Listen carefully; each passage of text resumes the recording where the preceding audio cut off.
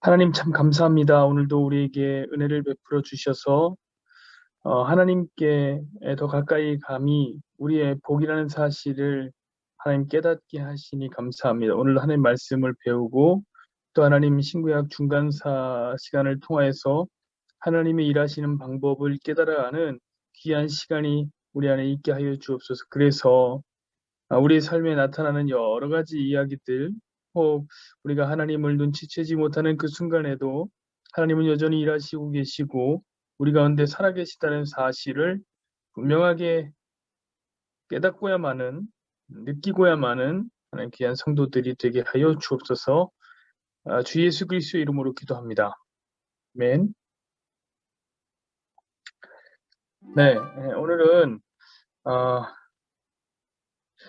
지난주에 이어서, 지난주에 우리 무슨 얘기했죠? 지난주에 이제 페르시아의 3명의 왕 이야기를 했는데, 어디까지 얘기했냐면 고레스, 캄비세스, 그 다음에 다리오 이야기까지 했던 것 같아요.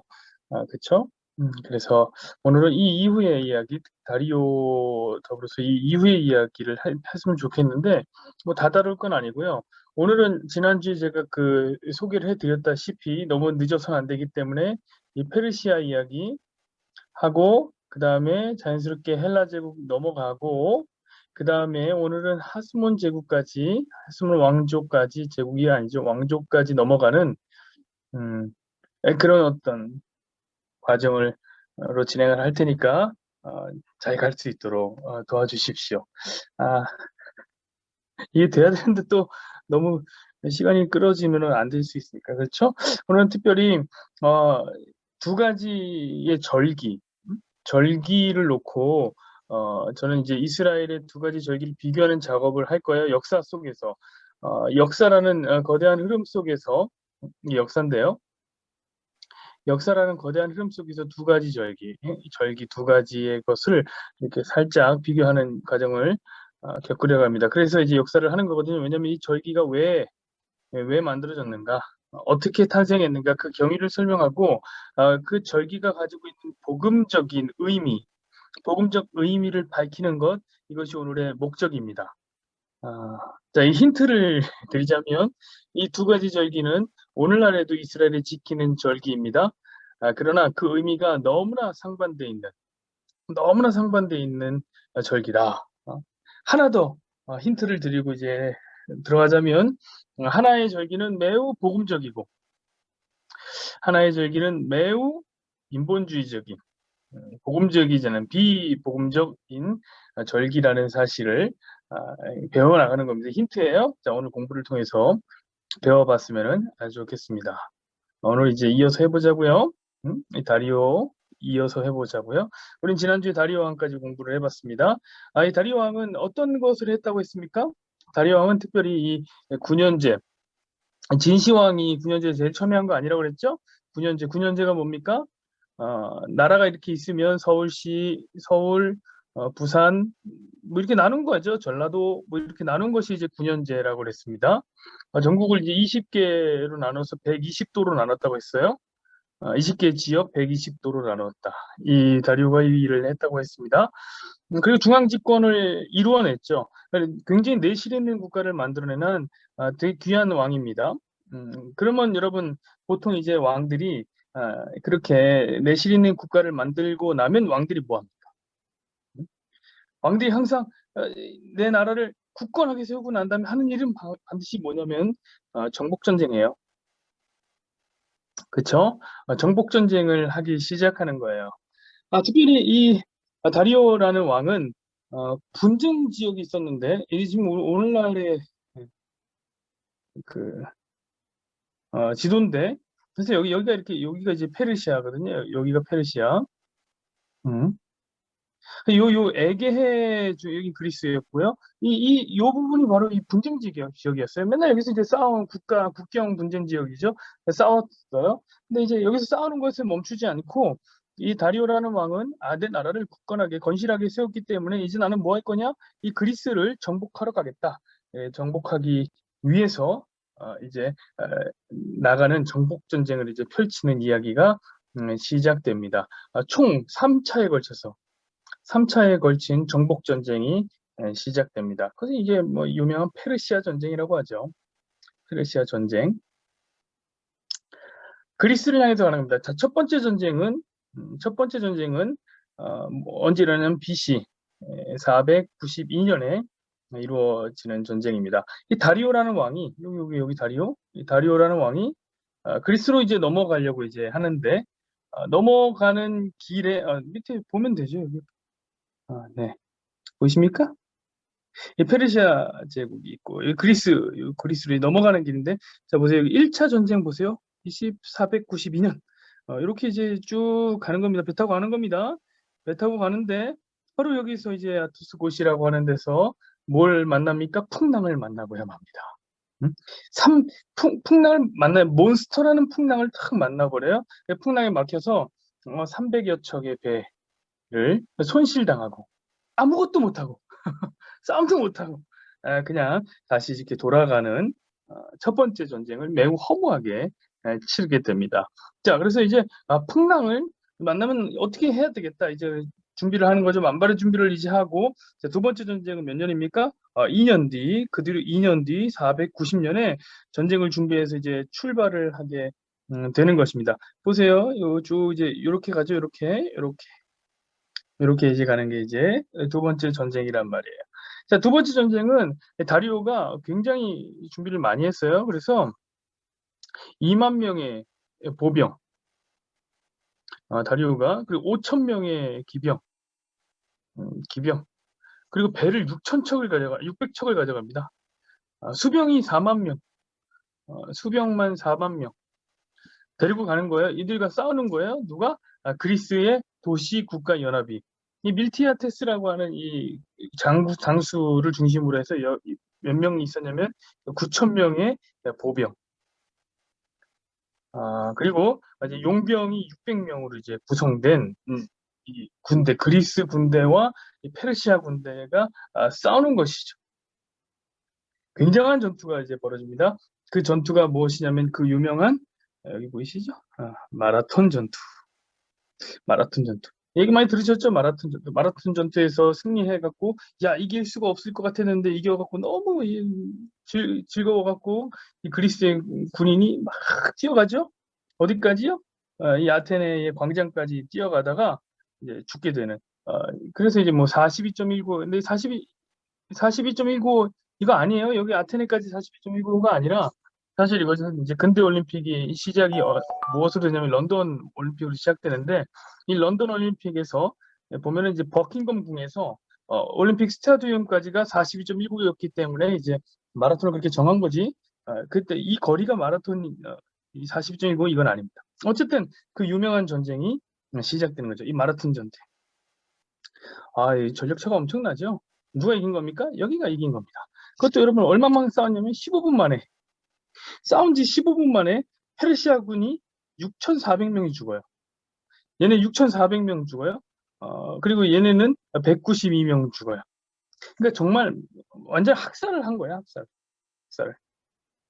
그리고 이제 다리오 왕은 이제 돌아가게 되는 것이죠. 돌아가게 되는 거죠.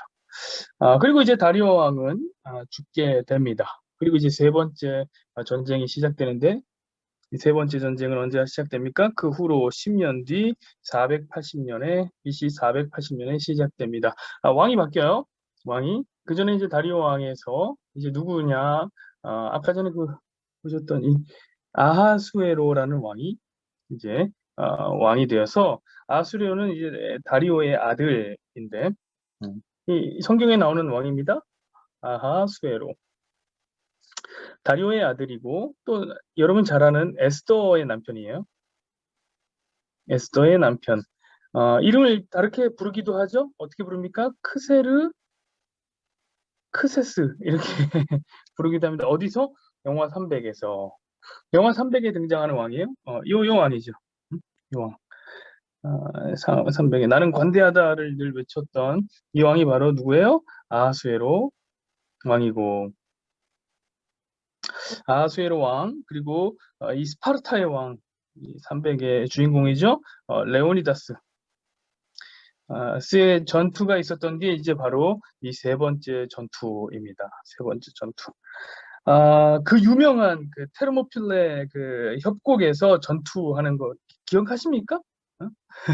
엄청난 전투를 하잖아요. 300명이 몇 명이랑 싸웁니까? 야수를 몇 명 데리고 왔냐면 70만 명 데리고 왔어요. 70만 명이랑 300명이랑 싸우는 말도 안 되는 전투가 이제. 그러나 엄청나게 선방했습니다. 엄청나게 선방. 다만 여기는 이제 몰살당하죠. 당연하죠. 어떻게 70만 명을 이깁니까? 몰살당한다. 그리고 이제 들어가게 되는데 아테네로 이제 이렇게 들어가게 되는데 세 번째 보세요. 이제 수전은 안 되겠다. 그래서 이제 육전으로 이렇게 온 거 아닙니까? 그래서 이제 세 번째 이제 들어왔는데 아테네까지 왔는데 아테네 사람이 없는 거예요. 아테네 텅텅 비우고 다 도망가서 무혈 입성했습니다. 그런데 아테네에서 멈췄으면 되는데 근데 멈추지를 않고 야 이것들이 그리스인들이 이 살라미스라고 하는 이 자리에 숨어 있더라라는 소식을 듣고 해협에 숨어 있더라는 소식을 듣고 이제 또 수전을 하러 이제 가게 되는 것입니다. 그리고 이제 해협으로 가서 이제 여기서 그 유명한 살라미스 전투를 하는데 해전을 하는데 8시간 만에 이 800척의 해선을 가져갔던 해선 함선을 가져갔던 이 아수에르 왕의 페르시아가 완전히 박살납니다. 완전히 박살나요.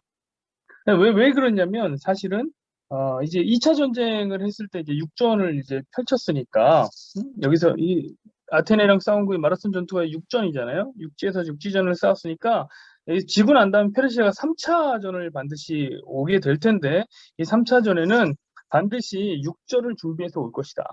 육전에서 패했으니까 육지전을 준비해서 오니까 우리가 이들을 이기려면 이 거대한 군대를 이기기 위해서는 해전으로 유인을 해야 된다 해서 사실 아테네를 비우고 이 사람들이 우리 살라미스에 숨어 있습니다. 이 얘기를 하고 난 다음에 살라미스로 오니까 여기서 이제 지형지물을 이용해서 전쟁에서 승리하게 된 것이죠. 여러분 이게 그 유명한 살라미스 해전. 이게 뭡니까? 세계 4대 해전 중에 하나죠. 그 중에 하나가 그 유명한 이순신 장군의 한산도 대첩이 있으니까 진짜 대단한 전투를 했다.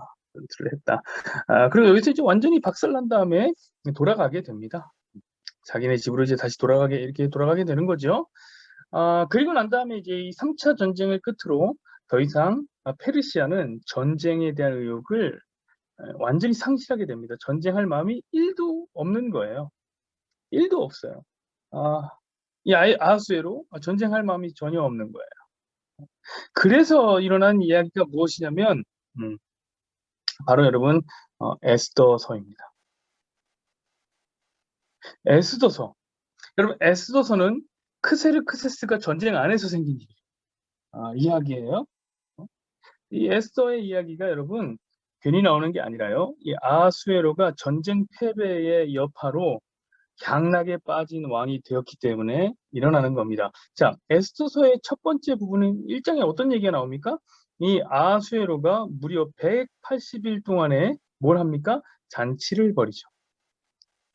막 이 사람들 데려다 놓고 군인들, 귀족들 막 데려다 놓고 180일 동안에 잔치를 합니다.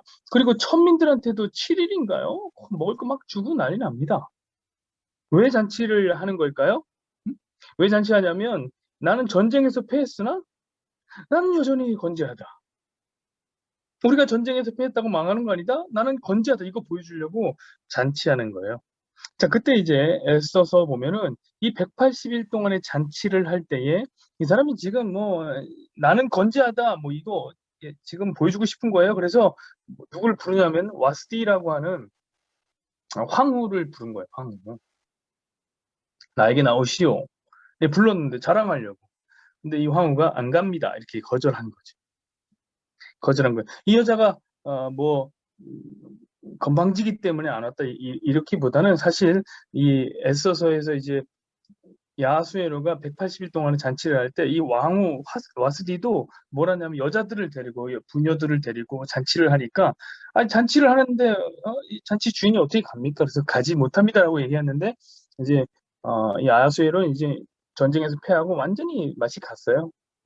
그래서 이제 와스디를 이제 폐위시켜버린 거죠. 바로 폐위시킵니다. 그리고 이제 뽑힌 왕이 누구냐? 여왕이 누구냐?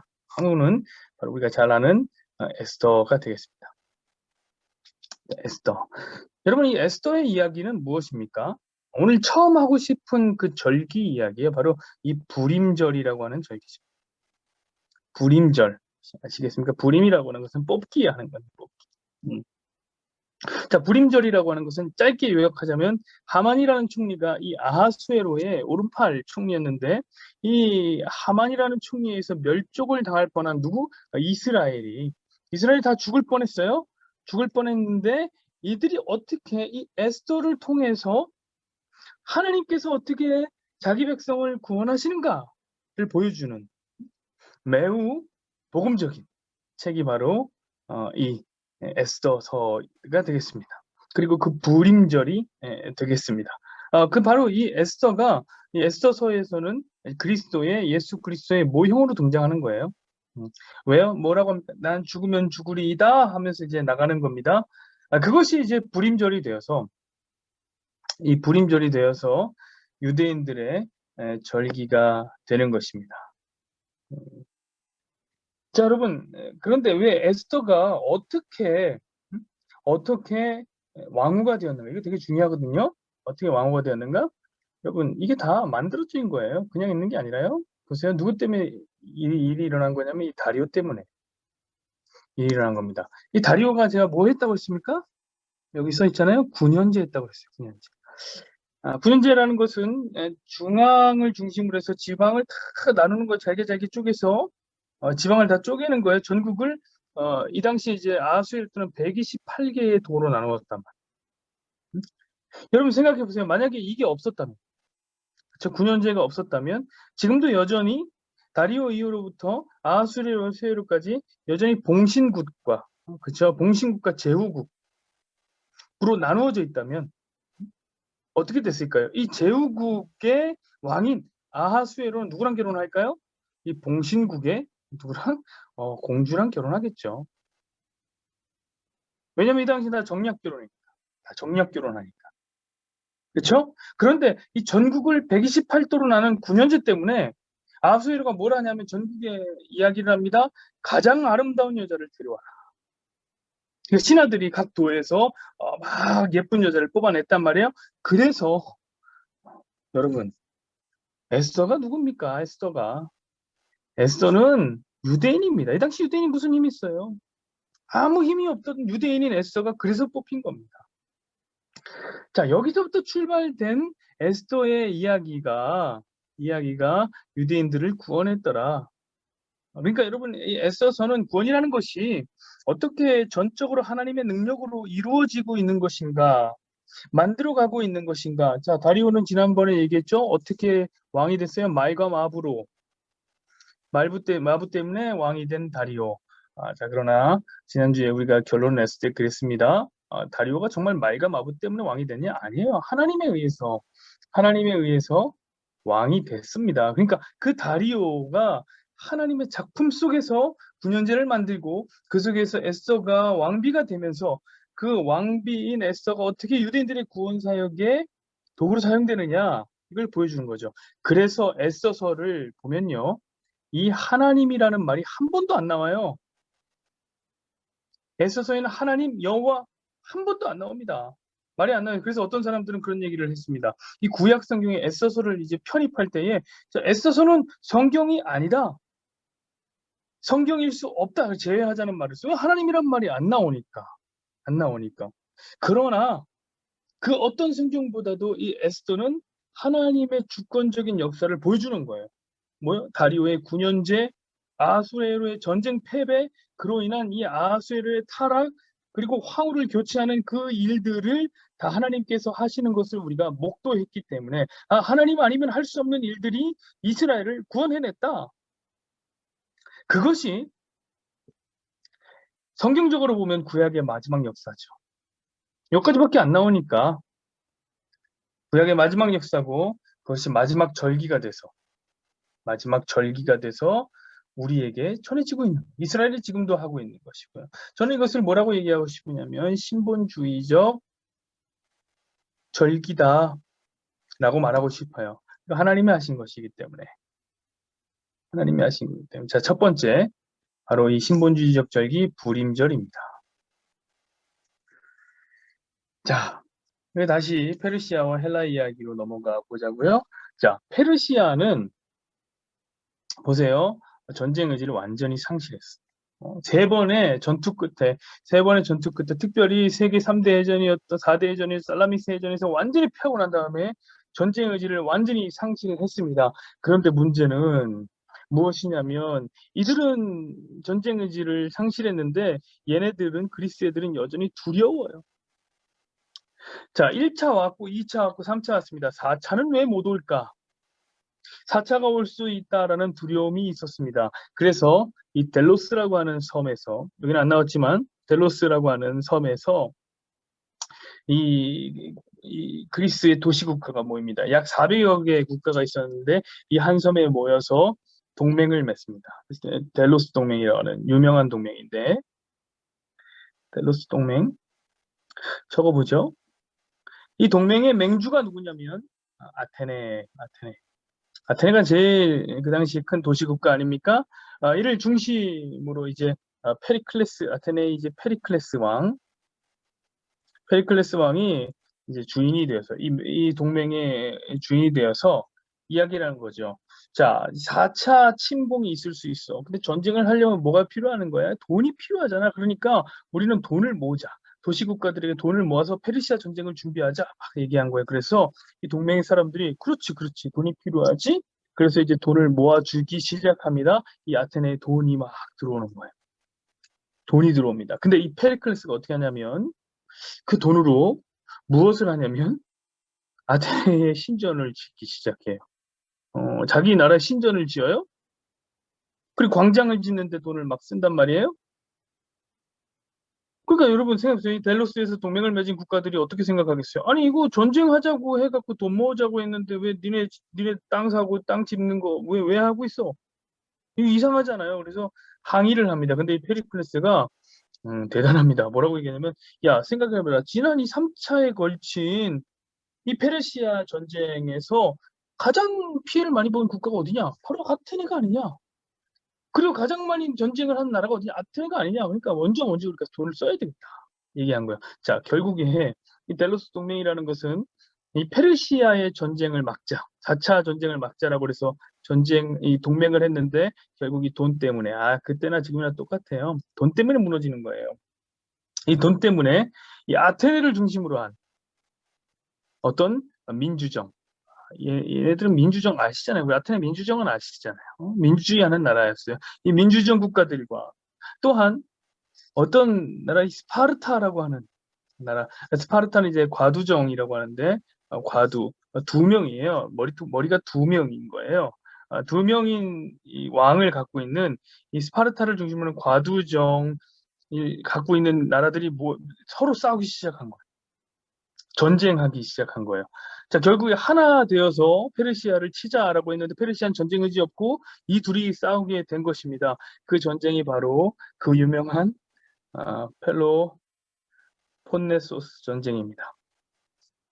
27년 동안 진행된 전쟁이지요. 세계사 하는 시간 같습니다. 그쵸?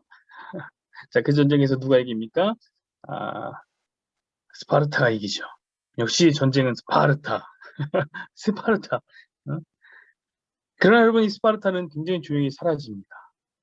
이 전쟁을 통해서, 펠로폰네소스 전쟁을 통해서 이 그리스의 패권을 스파르타가 쥐었는데, 금세 사라져버려요, 조용히.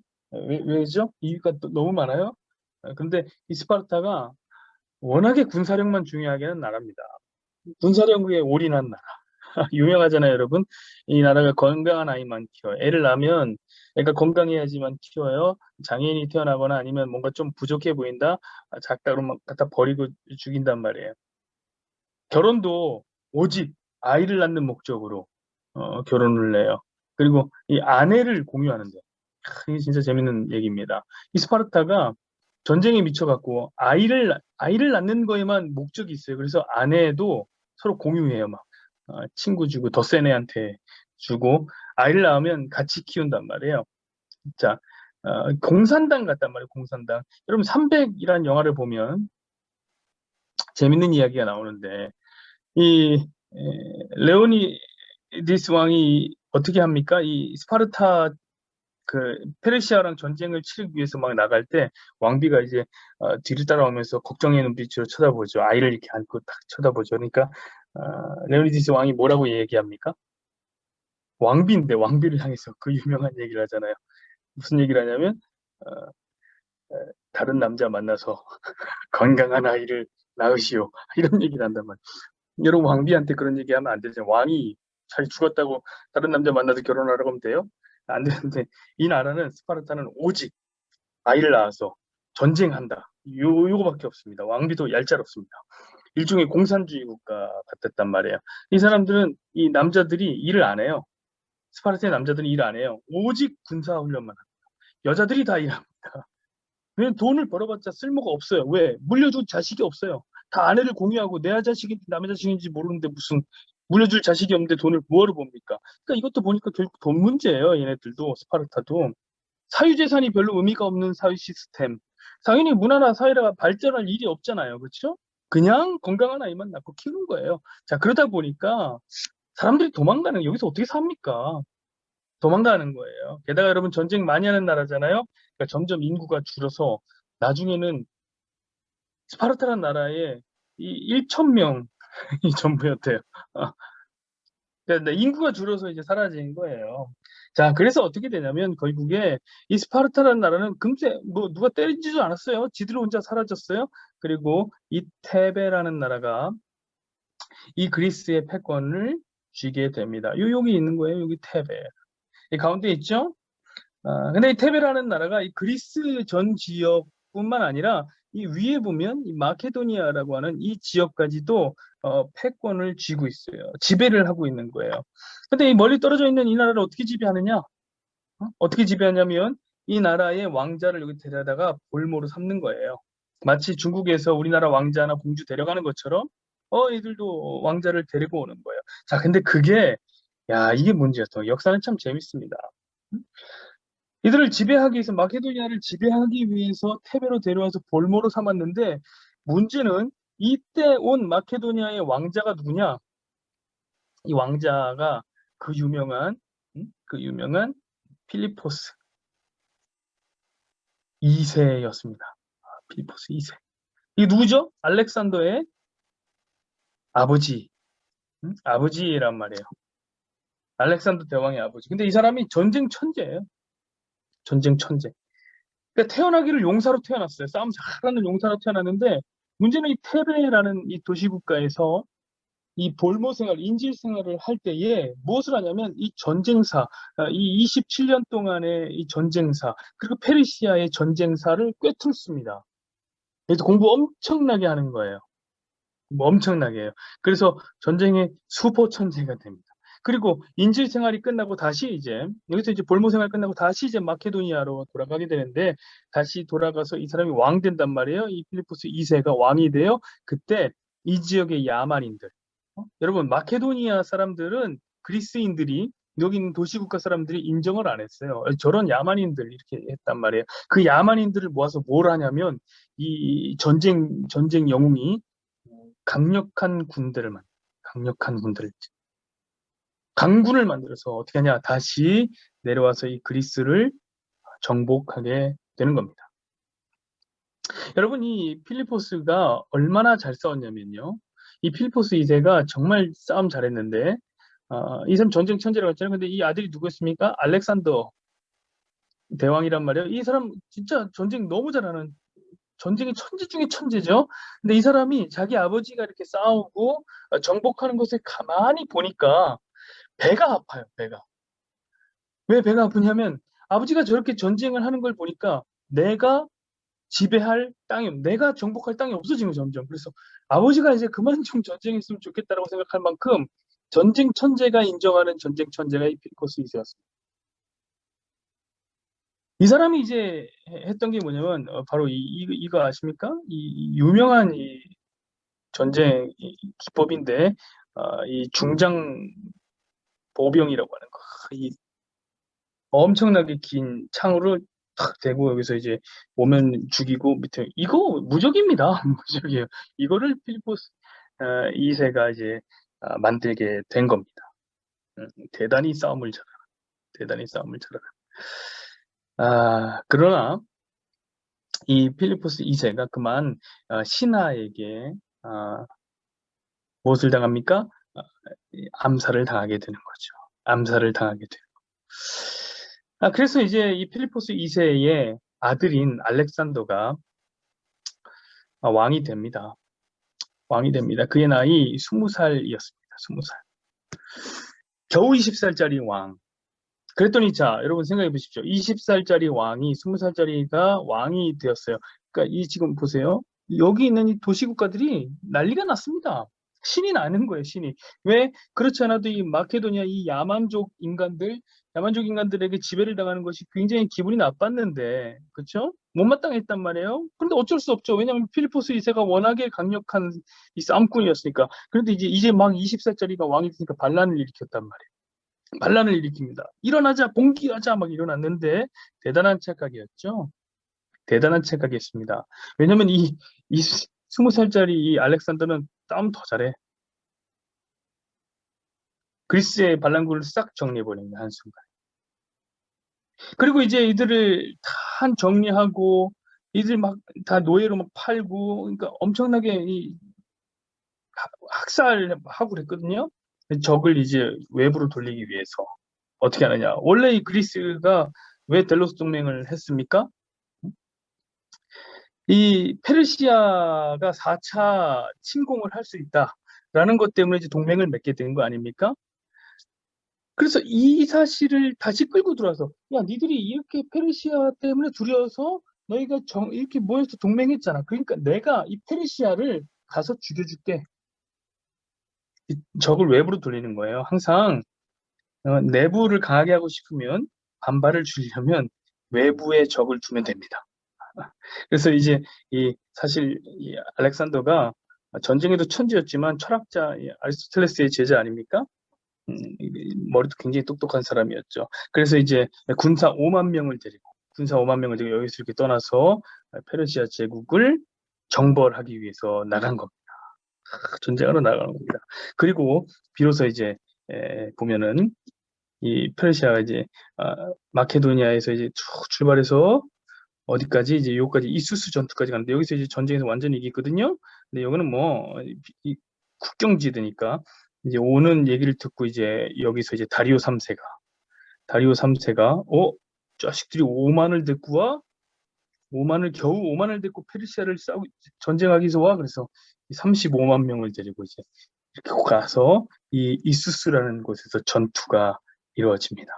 그때 보면은 페르시아의 35만의 군사와 이 알렉산더의 기마병 9천 명이 이 이수스라는 곳에서 싸우는데 35만과 9천 명의 싸움입니다. 응? 대단한 싸움이죠.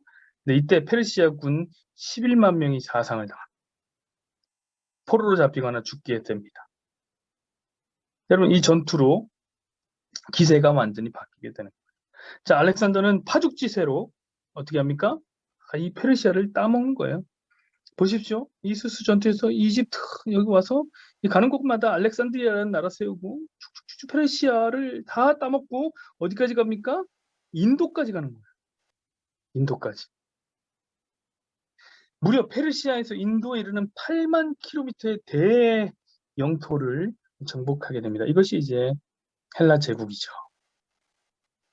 헬라 제국입니다. 그런데 이제 8년, 불과 8년 만에 이루어진 일인데 돌아오는 이 정복을 하고 난 다음에 이제 돌아오는 길에 글쎄 그만 우리가 잘 알듯이 풍토병에 걸려서 죽게 되죠. 알렉산더가 죽게 됩니다. 문제는 이제 정복을 하고 돌아오는 길에 죽었기 때문에 그렇죠? 너무 급히 죽었단 말이에요. 여기 와서 좀 앓다가 죽어도 그럼 괜찮은데 여기 오는 길에 죽었기 때문에 후계자를 선정하지 못하고 죽은 거죠. 후계자. 유명한 전설이 있잖아요. 막 알렉산더가 아파갖고 누워 있는데 그때 이제 죽을 때 신하들이 와서 그 장수들이 있잖아요. 신하들이 와서 아 이거 알렉산더 황제님, 우리 후계자를 정해주십시오. 안 그러면 이거 다 쪼개집니다. 이 신하들이 청합니다. 그때 이제 그 유명한 전설의 이야기죠. 뭐라고 얘기합니까? 누가 후계자가 됐으면 좋겠습니까라고 했을 때 가장 강한 자가 후계자가 되어라. 그 말하고 죽었다는 거예요. 그래서 이제 너도 나도 강함을 뽐내느라고 이제 헬라 제국이 4분 5열 되게 되는 겁니다. 그때 이제 4개의 국가로 나눠지게 되는 겁니다. 보십시오. 이렇게 광활한 제국이었는데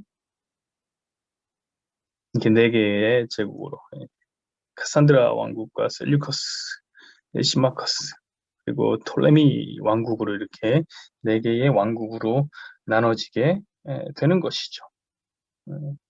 자, 우리는 이들 중에서 여기는 별로 신경 안 씁니다. 카산드라 신경 안 써요. 리시마커스 신경 안 씁니다. 우리는 이 셀류커스와 톨레미만 신경 쓸 겁니다. 왜냐? 보세요. 이 셀류커스와 톨레미가 어디에 있어요? 이 이스라엘이라고 하는 땅. 여기를 사이에 두고 있잖아요. 이 두 나라가 이스라엘과 연관이 있는 땅이란 말이에요. 그래서 우리가 이 둘만을 이제 공부하는 거예요. 이 둘이 이스라엘의 지배권을 주고받습니다. 자, 우선은 이 4개의 왕국 중에 우리는 어떤 왕국을 공부하냐면 이 톨레미라는 왕국을 공부합니다. 이 톨레미의 지배를 이스라엘이 처음에 받게 됩니다. 언제까지요? 이 BC 323년에서 198년까지 지배를 받게 되는 거예요. 여기 보시면 아시겠지만 여기 보세요. 프톨레미 왕국이 여기 이렇게 먹고 있잖아요. 그렇죠? 여기가 바로 이 팔레스타인 땅이거든요. 지금 이스라엘이 여기 땅이었단 말이에요. 여기 땅. 언제까지? BC 198년까지. 여러분 처음에 이제 톨레미라는 이 왕국은 유대인들에게 굉장히 관대했습니다. 굉장히 관대했어요. 유대인들이 종교를 인정해 줬어요. 유대인들은 어떻게 하면 관대하냐면 자기 종교를 인정해 주면 관대해요. 종교 인정해 주지 않으면 관대하지 않는 거예요. 인색한 거예요. 자국에서는 이 이스라엘에서는 대제사장까지도 인정해 줬습니다. 그리고 상업활동을 상업활동 해도 된다라고 얘기를 한단 말이에요. 그러니까 유대인들은 사실 톨레미 왕조 시대는 평화를 누리면서 살았습니다. 문제는 뭐죠? 이 톨레미 왕국을 이 셀류커스 왕국이 침략한 거예요. 침공합니다. 그때가 언제냐면 바로 이 BC 198년. 그래서 싸우게 되죠? 하필 또 접경 지역이에요. 여기서 싸우게 되죠? 근데 싸우는데 이 톨레미도 만만치가 않단 말이에요. 그래서 싸우긴 싸웠는데 얘네는 없어지지 않고 어디만 빼앗기냐? 자, 보세요. 여기만 빼앗깁니다. 이 팔레스타인 지역만. 그래서 원래는 톨레미 왕조의 왕국의 땅이었는데 보세요. 여기 보니까 그렇죠? 셀류커스 왕조의 땅이 됩니다. 예루살렘이 셀류커스의 것이 되는 것이죠. 그러니까 왕조가 바뀐 거예요. 왕국이 바뀐 거예요. 톨레미에서 셀류키드로 바뀐 거죠. 근데 문제는 뭐냐면 이 셀류키드가 유대인들을 엄청나게 핍박했다는 거예요. 여러분, 유대인들은 뭘 하면 핍박한다고 그럽니까? 종교만 막으면 핍박이에요. 유대교, 종교만 막으면 핍박이에요. 이 셀류키드가 헬라 종교를 엄청나게 강요합니다. 제우스 섬기 등등 엄청 강조합니다. 왜냐하면 이 셀류키드의 정신이 뭐냐면 강한 나라는 정신적 통일로부터 온다 이런 생각을 갖고 있었기 때문에 종교를 통일한다. 그래서 이 셀류키드 왕국의 우리가 잘 알고 있는 이 안티오쿠스, 이 사람 꼭 기억하십시오. 안티오쿠스 에피파네스라고 하는 사람. 이 사람이 칙령을 내리는데 그 칙령이 무시무시합니다. 한번 볼까요? 이렇게 생긴 이렇게 생긴 사람인데 이렇게 생겼는지 모르겠어요. 요런 얘기를 했죠. 자, 보세요. 안티오쿠스의 칙령. 어떤 얘기입니까? 첫 번째, 유다인들은 이교도의 관습을 따를 것이다.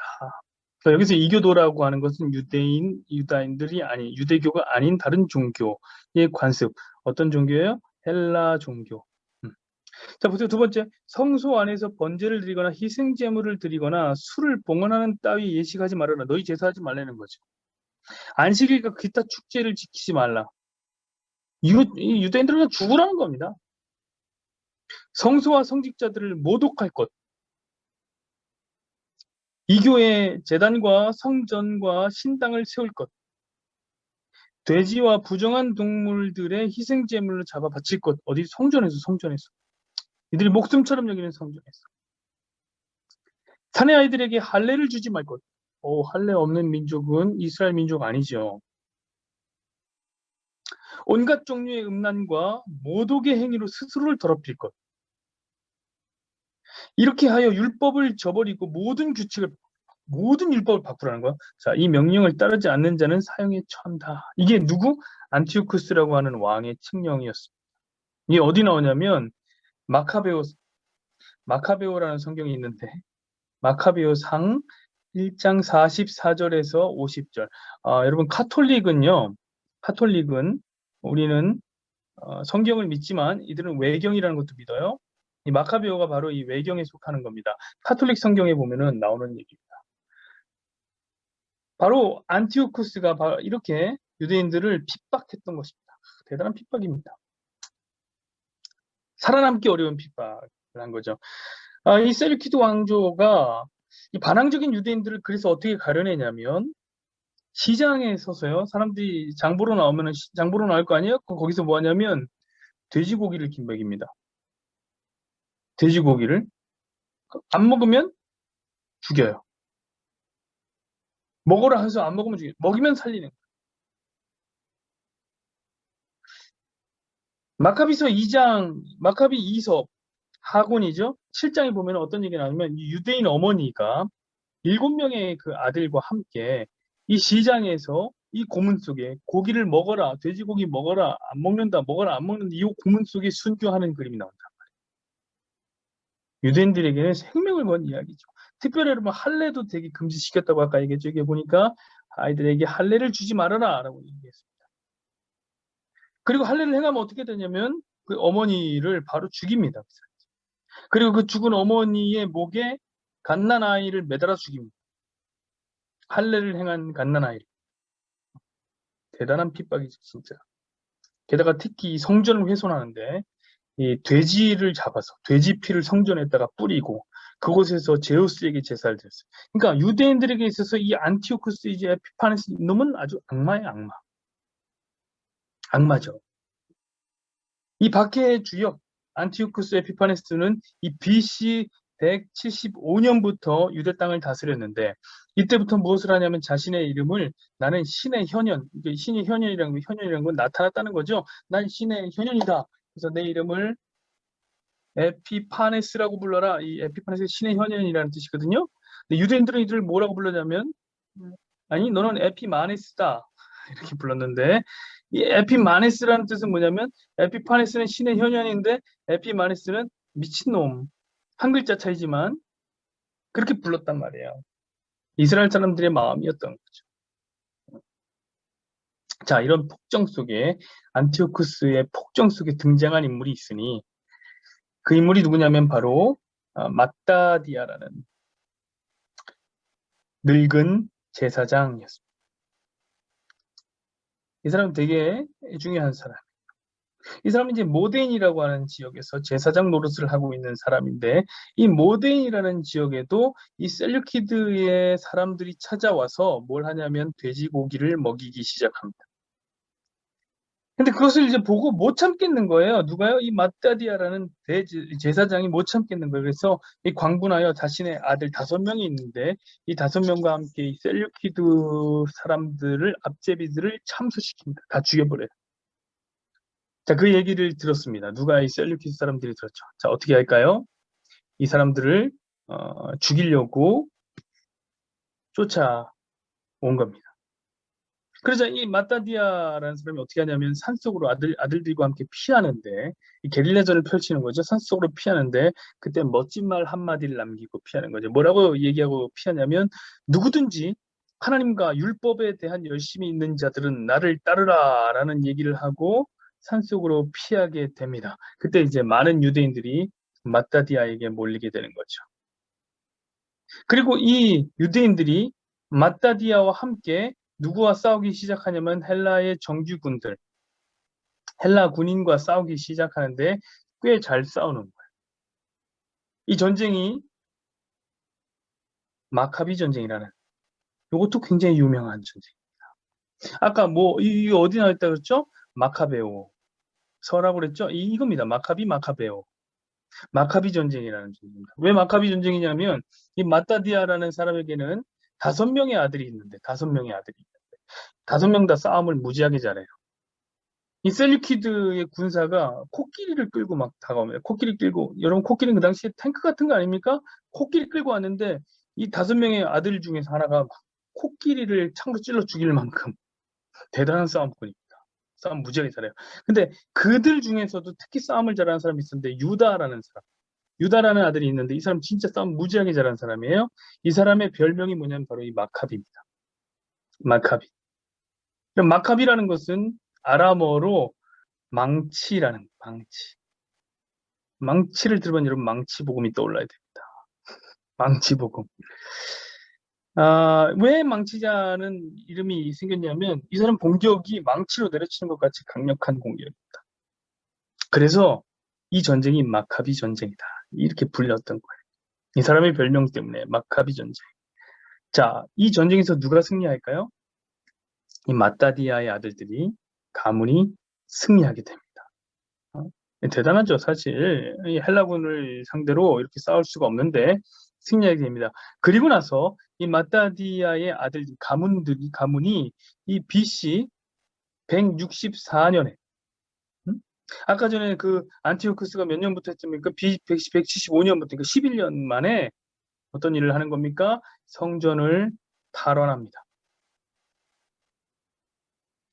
그리고 이들이 성전을 탈환하고 난 다음에 유다의 마지막 독립왕국이니까 유다 사람들로서는 마지막 왕국이에요. 하스모니안 왕국을 건설하게 되는 거예요. 제가 오늘 뭐 공부한다고 그랬습니까? 페르시아로부터 시작해서 어디로, 헬라 제국을 넘어서 하스모니안 왕국까지 한다고 얘기했죠. 거의 다 왔습니다. 이 하스모니안 왕국을 줄여서 하스몬 왕국이라고 그러는데, 이 하스모니안이라는 뜻이 뭐냐면, 이 뜻이 아니라 이게 뭐냐면 이 마따디아라는 이 가문의 이름이 하스모니안. 그러니까 이 마따디아의 자손들이 성전을 탈환하고 새로운 나라를 세운 것입니다. 이때 이제 유대인들이 난리가 나는 거잖아. 손에 종려나무를 흔들고 성전을 탈환하면서 들어갈 때에 손에 종려나무를 흔들면서 성전을 찾은 기쁨을 온 백성들과 함께 나누기 시작합니다. 자, 여러분, 우리가 얼마 전에 종려주일을 보냈는데, 그렇죠? 종려주일을 보냈는데, 우리가 종려주일에 이제 종려나무는 아니었지만 큰 나무 이렇게 갖다 꽂아놓고 그런 거 했잖아요. 그런 걸로 이제 막 흔들면서 이제 기쁨을 나누는데, 어, 왜 그런 일이라고 했습니까? 제가 예수님 보고 왜 종려나무 흔들었다고 그랬어요? 바로 이 마카비 전쟁의 영웅을 맞이했던 역사, 이 유다를 맞이했던, 이 마카비를 맞이했던 그 역사에서부터 시작된 거예요. 예수님께 종려나무를 흔들게 된 이유가, 그러니까 강력한 다윗 왕국의 재건을 꿈꾸는 사람들이 자신의 소망을 그 종려나무에 담아서 흔들었던 거죠. 그게 종려주일이었고, 그 시작은 이 마카비 전쟁이다. 마카비 전쟁이다.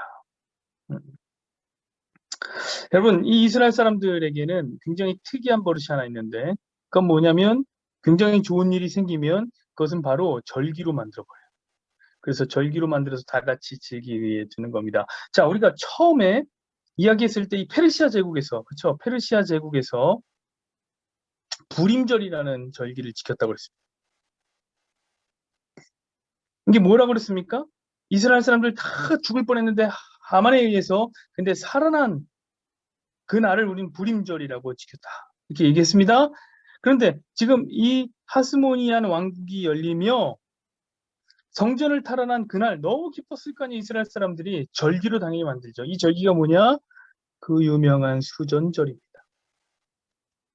수전절. 자, 두 번째 절기가 마저 나왔습니다. 고칠 성전할 때 그래서 성전을 고치는 절기를 얘기하는 겁니다. 왜 성전을 고치냐? 돼지 피를 뿌리고 제우스 신을 섬겼던 성전을 청소하고 다시 고쳤다. 우리가 다시 고쳤다라는 절기가 되겠습니다.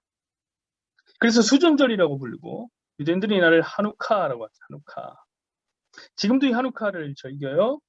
굉장히 큰 절기예요. 이 하누카는 이 빛의 축제라고 불려요. 빛의 축제. 이 하누카가 이 빛이라는 뜻이에요. 빛.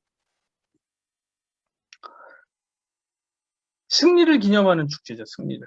가장 큰 절기예요. 마카비라는 영웅이 만들어낸 대단한 구원. 마카비의 구원. 이 구원을 즐기는 승리의 절기가 되겠습니다. 그래서 사실 이 마카비의 구원이 바로 이스라엘이 소망하는 구원이죠.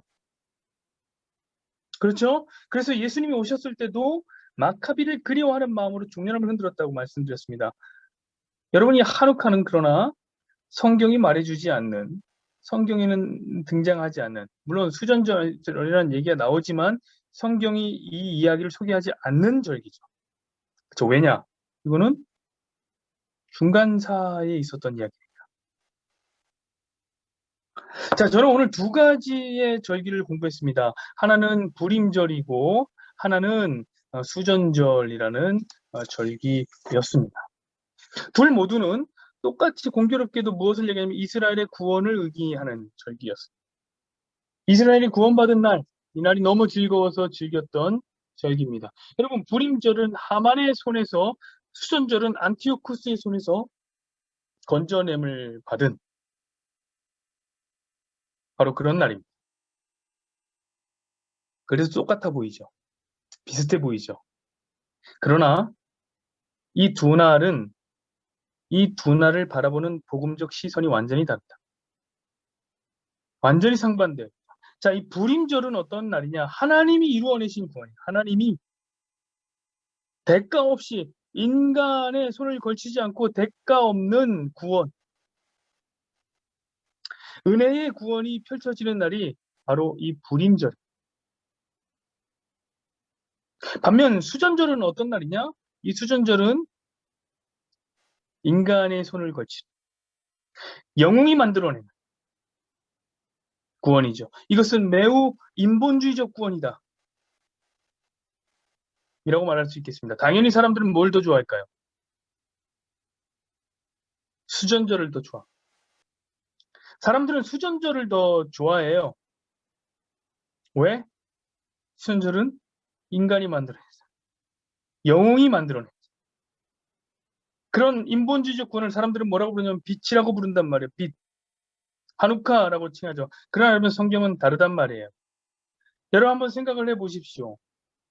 중간기 400년 동안의 시간, 중간사 400년 동안의 시간은 끊임없이 어떤 일이 일어났냐면 세계 패권이 왔다 갔다 바뀐 시간. 한 나라가 지속적으로, 여러분 애국이라는 나라는 400년 동안에 그 패권을 쥐고 있었는데 중간사는 아니에요. 수도 없이 많은 사람들이 바뀌고 수도 없이 많은 영웅이 등장하고 난세의 영웅이 또 등장하고 또 다른 영웅이 막아서고 한 나라가 일어나고 또 다른 나라가 일어서는 이 400년의 중간사는 인간 활동의 끝판왕이었단 말이에요. 가장 활발하게 이루어진 시기. 자, 성경은 이런 시기를 뭐라고 부르냐면 암흑기라고 부릅니다. 사람들은 빛이라고 말하는 시기들이 있어요. 찬란하게 특별히 이 400년의 시간 동안에 헬레니즘이 꽃을 피우고 로마 제국이 길을 만드는 그 시기는 어찌 보면 역사적으로 보면은요, 이건 역사적으로 꽃이에요. 꽃과 같은 시기예요. 그래서 최근에도 얼마 전에도 그런 일이 있었잖아요. 르네상스 시대가 열리잖아요. 르네상스가 뭡니까? 문예를 부흥하는 다시 그리스로 돌아가자, 다시 로마로 돌아가자는 운동이 열리는 거죠. 이 당시의 이야기예요. 400년의 이야기가. 그러니까 빛의 시기죠. 그러나 그 시기를 성경은 기록조차 하지 않는 시기로 암흑이라고 말합니다. 자, 불임절과 수전절. 우리는 그 안에서 성경적인 렌즈로 보는 법을 알아야 돼요. 똑같이 좋은 날이다. 똑같이 즐기자. 그래서는 안 되는 것이죠.